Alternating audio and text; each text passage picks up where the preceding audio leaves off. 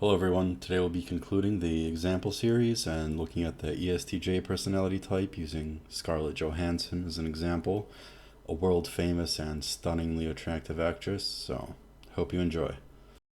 Alright guys, here's some things to look out for in this interview.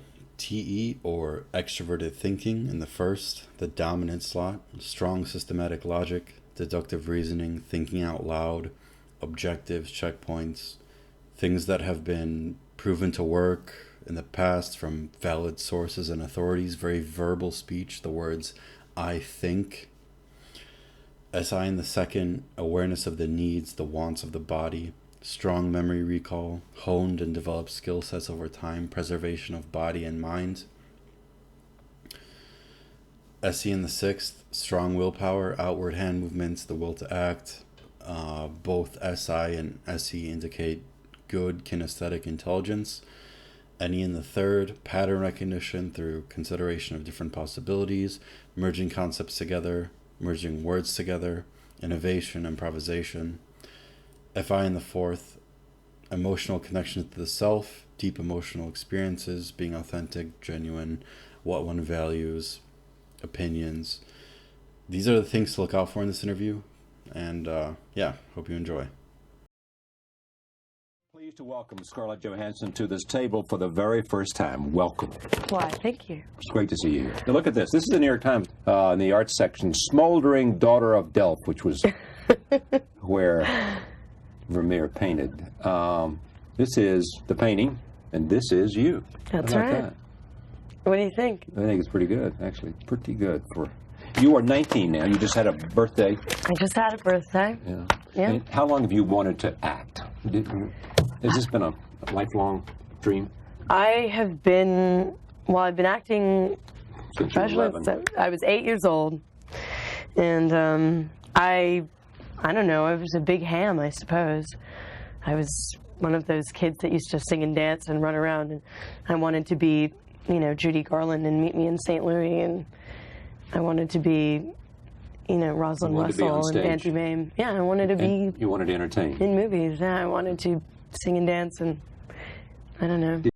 Alright, so generally speaking, what I've noticed with TE DOMs is that they tend to look up to people with very high status in society that are recognized, and they respect them, and they try to emulate, what they've done to get there in that position.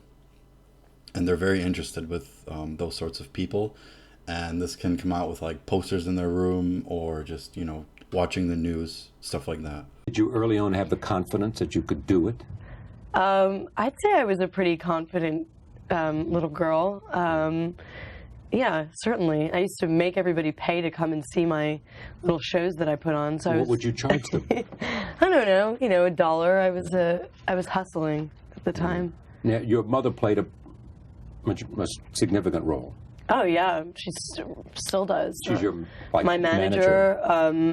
We've used every resource that I've collected from being in this business since the age of 8 to try to develop films and get movies that projects that we've been coddling made, and so she remains hugely in my life. It's great. This is similar to what Steve Jobs said in my ENTJ video when he was talking about being productive and, working from a young age. TE DOMs, especially in youth, when the dominant function is the most prevalent, they'll look for ways to profit or produce, to make gains, status, make money. So lemonade stands, collecting the best cards, trading the best cards in school, toys, whatever. And the other thing is that working with her mother as a manager, it reflects the SJ temperament, sticking in the communities, improving on them through time, and TESI. If it ain't broke, don't fix it. It works out, isn't it? Yeah, it's awful when it doesn't. No, it's exactly that. Because if it works out, you trust them. They'll be protective of you. They want your best interest. If it's awful, they're always driving you from their ambitions, not from yours. Yeah, and it's ugly and not It's fun. very ugly. I've witnessed a lot of that, being a little girl and pounding the pavement with my mom. And it's a very, I think that it's very there's a lot of conflict between what kids want to do and, you know, what their parents envision for them, and it's a scary kind of thing. But Critics praise you a lot. I mean, both of these performances are very good, and you're getting huge notices, and you know that, so there's no need to. Yeah, I think she just SE scanned him. But as far as SJs and strong SI, they really value maintaining eye contact in a conversation mutually as a sign of respect. And even though she might look down or away at times to recall memory and past experience with SI, the eye contact is still pretty solid in this interview. Not to appreciate that. How did you get this good? Was it a lot of just working all the time? Was it very good teachers at important moments? Was it good advice and working with great talent that helped you? All of that plus. You know, it's hard when you're presented with something that's, you know, how'd you get this good? You know, because for me, I understand, and I try to make the question better, but that's the best I can do. It's all right. It's not too bad. You know, I'm the self-deprecating actor exactly that right. you know, goes, woe is me. I'm so awful. Oh, shucks, no. Right. You know, I please keep it coming. That by the fact that critics said this, not you. Yeah, I guess you know, I constantly struggle with this stuff I do. I still see scenes in films that I've done and go, God, why did I make that choice? Or why did they use that take? Or, you know, what's wrong with the intonation in my voice and all of that? This is just my opinion, but from what I've seen, ESTJs, they make the best critics, interviewers, analysts, editors, because they want to ask the questions that matter and they want to get to the root of the problem in order to move forward. But sometimes I can come off, you know, a bit too harsh on others, but they're also very critical of themselves. But do you sense that there's this very steep learning curve that you continue to grow on? In other words, at every step you're getting better. You can feel it because of. I think that it's interesting that the more films that you make that are successful, it seems, the more there's a certain pressure on you to keep making great films and to keep being, you know, fantastic in them. That's a sort of scary thing. On the other hand, when you're just starting out, you want to be amazing and you want to get noticed, and it's a certain drive that you have. I think that there's a certain jaded quality that comes with success and recognition. So for me, of course, I'm constantly learning. Every experience I have working on and off set, but you know, I constantly struggle with whether I am becoming jaded or whether I'm able to step outside of what I'm doing and kind of have a look in. You know, that I think that tunnel of vision gets narrower and narrower, you know, the more and more you work. All right, guys, so I can't not mention the SE hand movements here because it's clear as day. And this is why the sixth is so important. It's so important. It's too strong to be ignored.